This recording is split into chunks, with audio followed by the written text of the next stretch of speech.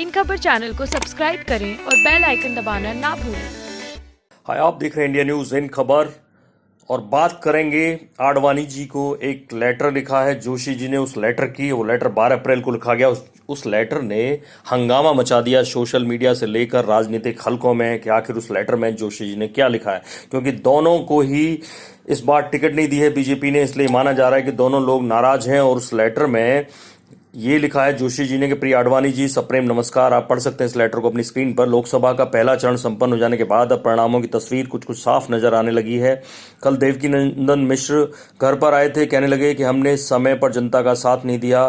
ढेरों उलाना के बीच उनकी एक बात मुझे भी अच्छी लगी कि हम दोनों को तो कम से कम सच्चाई जनता को बता ही देना चाहिए। पहले चरण की 91 सीटों पर मतदान के गिरते प्रतिशत से स्पष्ट है कि बीजेपी को बमुश्किल 8-10 सीटें ही मिल पाएंगी। दूसरे और तीसरे चरण में बेहतर प्रदर्शन होने का भी कोई कारण नजर नहीं आ रहा है। पिछली चर्चा में आप बीजेपी को 120 और बीजेपी को 150 सीटें दे ही रहे थे, परंतु पहले चरण के मतदान के बाद आप सही साबित होते नजर आ रहे हैं। मुझे समाजवादी पार्टी या बहुजन समाज पार्टी के टिकट पर चुनाव लड़ने का खूब दबाव आया था, पर तमाम विपरीत परिस्थितियों के बावजूद अपना घर नहीं छोड़ा। बात अलग है कि घर के लोगों ने हमें अपमानित कर घर से बाहर निकाल दिया है। पिछले हफ्ते कानपुर से लखनऊ होते इलाहाबाद तक कार से यात्रा की। पूरे रास्ते नरेंद्र मोदी, अमित शाह और योगी के बड़े बड़े पोस्टर दिखे। मुझे स्मरण है जब इंदिरा जी का दौर था, तब आपने और अटल जी ने उन विषम परिस्थितियों में भी जिन सिद्धांतों को लेकर उत्साह के साथ इस पार्टी को बनाया था, आज उन्हीं बुनियाद के पत्थरों को दरकिनार कर दिया गया है।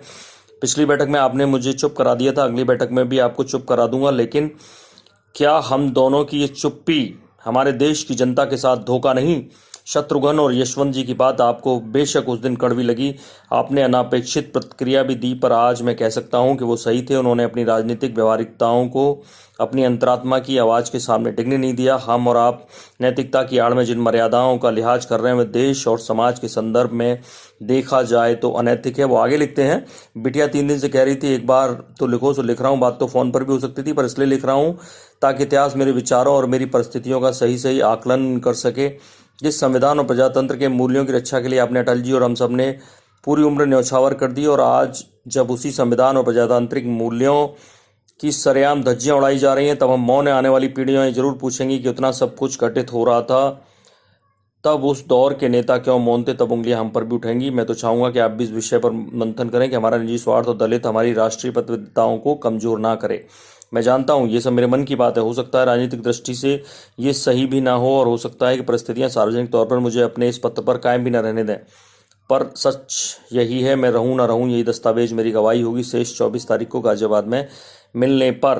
नीचे मुरली मनोहर जोशी के साइन हैं, लेटर पे लिखा हुआ है S two B parliament house new doctor Murli Manohar Joshi, member of parliament, Lok Sabha, chairman estimate committee, और नीचे पूरा पता दिया गया है 6 रायसीना रोड, नई दिल्ली। फ़ोन नंबर्स दिए गए हैं, ईमेल आईडी दिया गया है, और वो सब कुछ मुरली मनोहर जोशी के लेटर पैड पे जिस तरह से होता है वो दिया गया है। तो ऐसे में लोगों को लगना स्वाभाविक था। उनके विरोधियों ने फौरन इस लेटर को उठाया और सोशल मीडिया पर शेयर करना शुरू कर दिया, और ऐसे में जोशी जी की सफाई भी नहीं आई, आडवाणी की सफाई नहीं आई, तो लगा कि ये लेटर सही तो नहीं है। तो हमने पड़ताल की, और इधर क्योंकि उस लेटर पे जो आपने गौर से दोबारा देखिए एएनआई लिखा हुआ है, एएनआई वीडियो एजेंसी है, और एएनआई जब भी अपना कोई इस तरह का डॉक्यूमेंट जारी करती है अपने ट्विटर अकाउंट पर, तो उसमें ये इस तरह का फोटो नजर आता है, एएनआई का लोगो नजर आता है।